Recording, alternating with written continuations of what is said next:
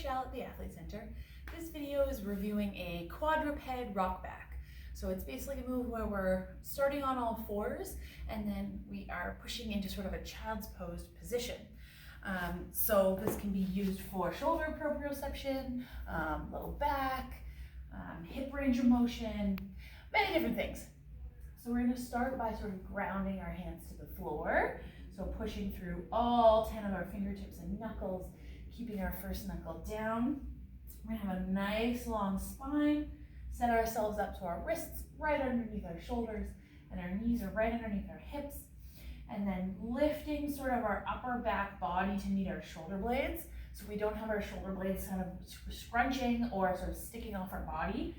We're going to see if we can get our shoulder blades flush with our rib cage.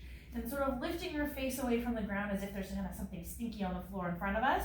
And a nice long spine. So sort of lightly drawing our shoulder blades down our back. From here, we're going to imagine like we're trying to push the floor away from us. Sort of engaging our hands into the ground and shifting our hips back over our heels. So we're creating what's called an upward rotation of our shoulder blade here. We're also creating a little bit of hip flexion. So we're going to try to keep this spine nice and long. So as we go back, we're not going to let our back round. We're going to try to keep a nice long spine and push our shoulders as if we're pushing them overhead.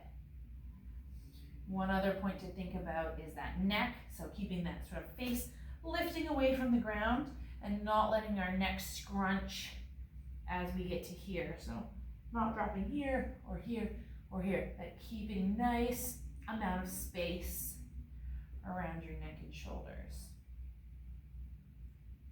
Keeping a nice long spine here, so not sticking our tailbone out and coming back or rounding it under and coming back, but keeping that neutral spine, pushing into some hip flexion and some overhead motion.